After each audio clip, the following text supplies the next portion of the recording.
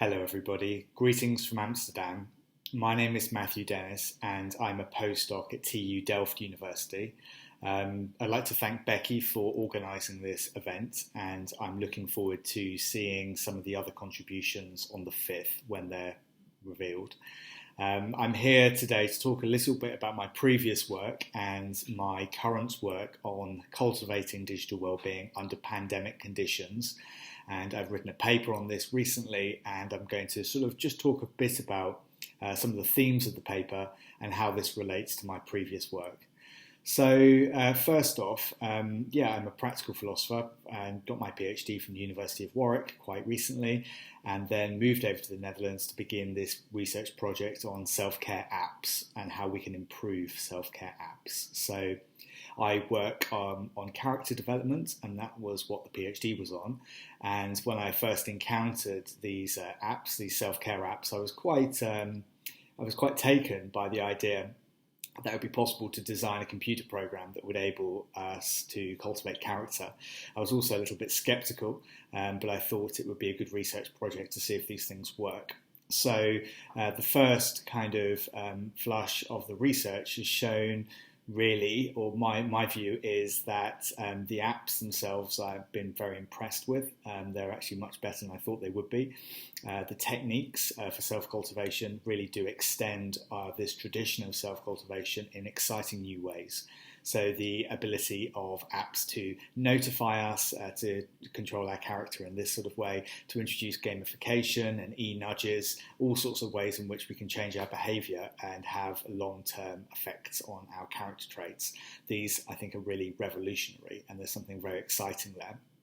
However, some of the ethical ideals that the apps tend to direct us towards, there's certainly some room for improvement in this area.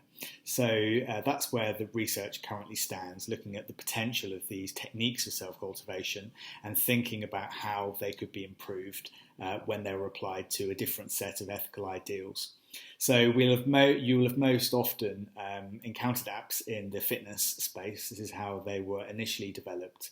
And then some developers got the idea that they could be used for more deep-seated character-based changes. So, for example, some of the most famous apps are Headspace, the meditation app, Calm, which is a sort of meditation and more of a well-being app. And then there's other more specific apps such as Happify, which claims to have gamified happiness. So I've worked quite extensively on all these different products and have tried to look at the ways they could be improved on the basis of the sorts of ethical ideals they direct their users towards. So then after this sort of beginning of that project, I'm thinking about what to do next, thinking about looking at digital wellbeing understood more widely. And I was just starting this kind of work on digital wellbeing in a broader sort of sense, and the pandemic hit, and I realised that there was actually a lot to be said suddenly about how we can cultivate our digital wellbeing under these new conditions due to the lockdowns and the various sorts of quarantine regimes, and just because it's dangerous to go in social space or we're not comfortable doing so. The idea was to look at how this is particularly affected with the pandemic and how big tech is involved in this process.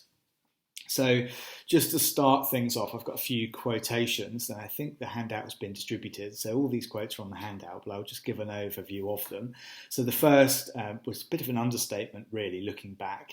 But the first person on the handout is the YouTube CEO, Susan Wojcicki, and Susan said at the beginning of the crisis that this was going to cause an acceleration of our digital lives. And I think she's been absolutely right about that. And those of us who are being on Zoom all the time, or even today's conference, watching videos instead of meeting up in London and talking face to face over a cup of coffee or a glass of wine, this is part of the new normal that we've had to adopt, and it looks like it's going to stay around for a long time. So not just the acceleration of our digital lives in the sense that we're spending a lot more of time online, also people like Eric Schmidt, the ex-CEO of Alphabet and Google, has been talking to the US government, and particularly in the state of New York, about the various ways in which tech companies can contribute to solving this crisis, some of the secondary effects of the pandemic, as well as things like the COVID tracking app. And there are ways in which keeping people out of public space is something that tech companies are very good at.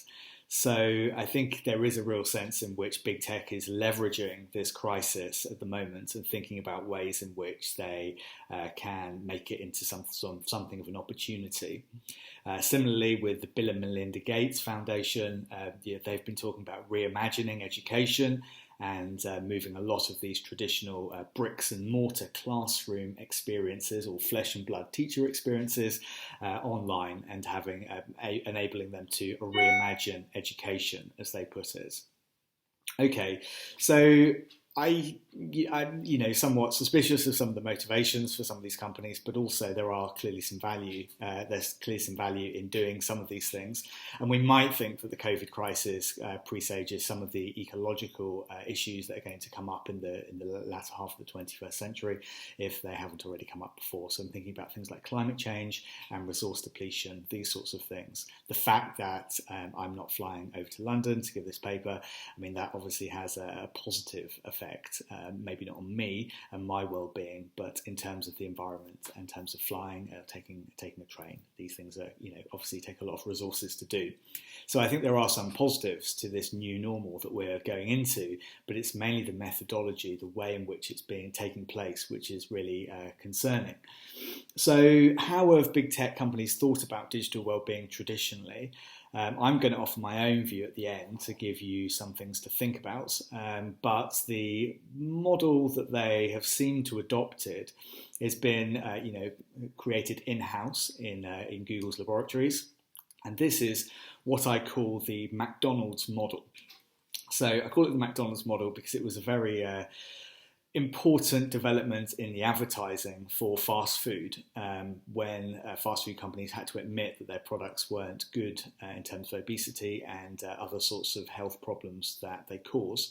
So the idea was, instead of arguing that it was okay to eat lots of fried food, the idea was that they were going to say it's okay as part of a healthy diet. So as long as you've got a healthy diet, as long as you're exercising, you're eating salad, of course you can come in and have a happy meal, a couple of times a week, something like that. So tech companies have adopted a similar sort of model, I think. So the idea is that we can use these products, particularly social media, we can use it, but as long as it's in the context of a healthy life, that's fine. It actually benefits us when we know how to limit ourselves. So this idea of self-limitation, abstinence, knowing when to shut down and turn off, is really important. And that really came out, I think, of the Centre for Humane Technology's long-standing mandate to go in this direction, to think about our digital well-being in terms of limits and managing the amount that we consume. So a sort of McDonald's model that Google have been very strong at, and now were initially very strongly promoting, and now all of the major tech companies have got a digital wellbeing page or something equivalent, which sort of espouses a similar sort of McDonald's idea, where you can have you can use their product, but you have to remember that it's not good to use their product all the time or excessively. You need to know how to log off occasionally. This process of abstinence, I think, is very useful, and I think we need to use everything we can. All of these techniques are to some extent useful, but I think we need to go further, and that's really what this paper is about. It's proposing 2 new ways to think about digital wellbeing, based a bit on my initial work on self-care apps and the way in which we can use online products to improve our well-being in general, and also to improve the way in which we use online technology itself.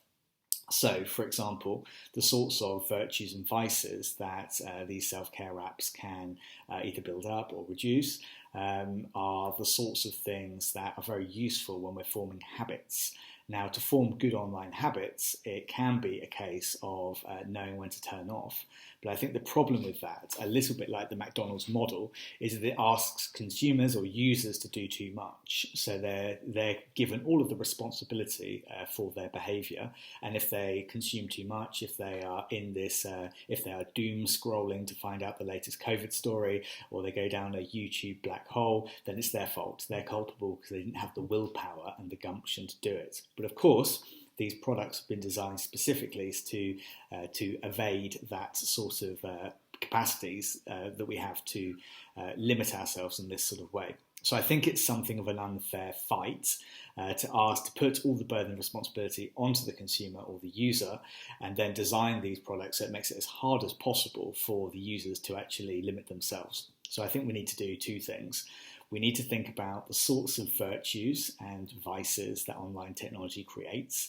And a lot of this, some helpful ways of doing this can be found, I think, in this self-care app literature, which these apps are specialists at developing and creating certain character traits, and they're repurposing these tools or these online sort of techniques for a positive end, even if some of the ethical ideals these apps use are quite vapid and quite unsubstantial. I believe they can be repurposed in a more intuitive and more useful way. Okay, so the second thing that I talk about in the paper is the redesign of digital architecture. So although tech companies spend millions of dollars on making their products as attractive as possible and depleting our attention as much as possible, there are ways in which these sorts of techniques, insofar with their digital architecture, can be reused and put into a different sort of set if they've got a different goal. So the goal shouldn't be to capture our attention. It's actually got to and then create this conflict between the user, who has to exercise their willpower, and the tech product, which is trying to draw them in as much as possible. These techniques that the tech products use can be repurposed in ways in which are much more conducive with the digital well-being. So I think we need to think about two things: think about character traits, and then we also need to think about the digital environments in which we are creating. So there have been some moves on the part of tech companies to redesign their digital environments, partly as a response to some of the criticisms that the Centre for Humane Technology in Tristan Harris and those people have levied at them. So one of those one example is just the ability to get a reminder that you've been on YouTube for a long period of time, and you can, should you take a break.